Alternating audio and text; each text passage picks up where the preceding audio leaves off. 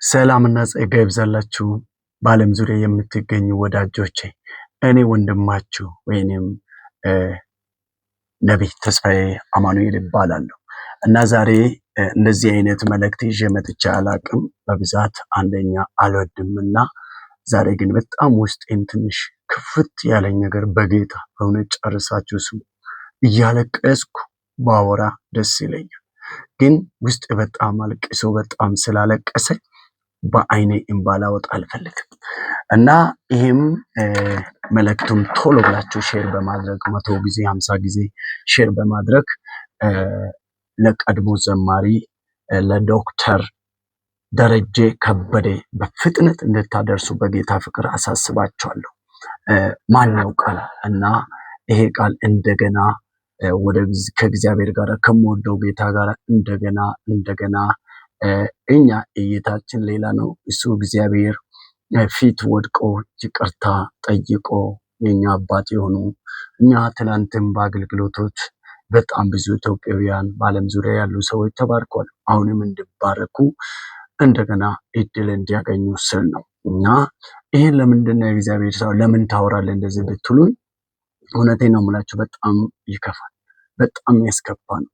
አንድ የጨለማ ገዢ እየተደነቀ የተዘፈነው ዘፈን ይሄ ዘፈን አይባልም፣ ይሄ ወንጌል ነው ብሎ በድፍረት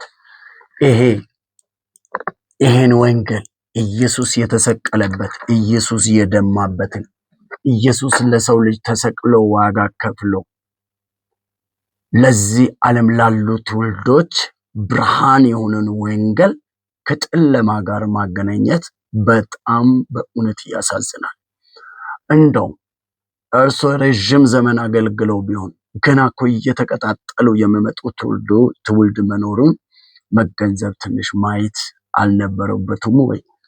ሁለተኛ ላይ ደግሞ በእርሶ መዝሙር እኮ በእርሶ አንድ ቤት እግዚአብሔር ሲጠቀም እኮ ወደ ጌታ የመጣ ነፍስ እኮ አለ። በእውነት ክርስትና ይሄ ከሆነ ብለው እኮ ትላንት የመጣ ትውልድ አለ እና ለዚህ ትውልድ አላዘኑም ወይ?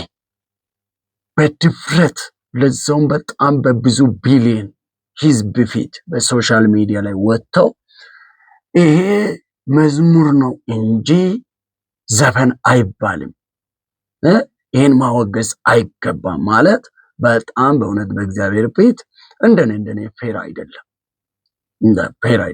ለመፍረድ አይደለም እና ከእርሶኛ የምንጠብቀው ትምህርት ይሄ አይደለም። እና መጽሐፍ ቅዱስ ስናገር በጣም የሚገርማችሁ ነገር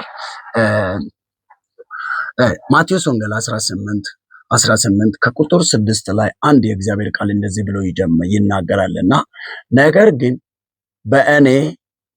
ግን በእኔ ከሚያምኑት ከእነዚህ ከታናናሾች አንዱንም የሚያሰናክል ሰው ከባድ የወፍጮ ድንጋይ በአንገቱ ታስሮ ወደ ጥልቅ ባህር ተጥሎ ቢሰጥም ይሻለዋል ይልና ቁጥር 7 ላይ ይህችም ዓለም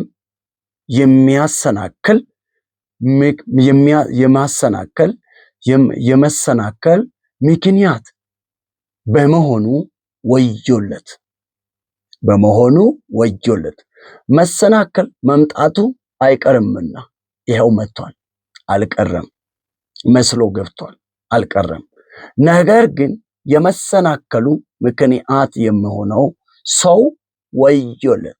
ለመሰናከል ምክንያት ለሚሆነው ሰው ወዮለት። እጅ ወይም እግር ለማሰናከል ምክንያት ቢሆንብህ ቆርጠህ ጣለው። 2 እጅ ወይንም 2 እግር ኖሮህ ወደ ዘላለም እሳት ከምትጣል አንካሳ ወይንም ሽባ ሆነ ወደ ሕይወት መግባት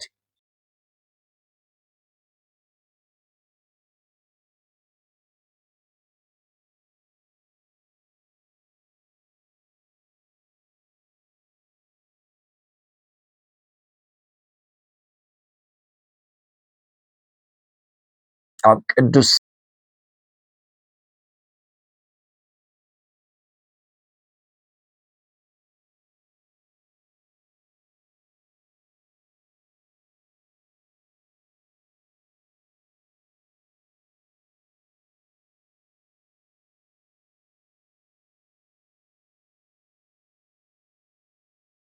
ሌላ ትውልድ ይሄ ነገር ጉዳት ይሆናል ብለውም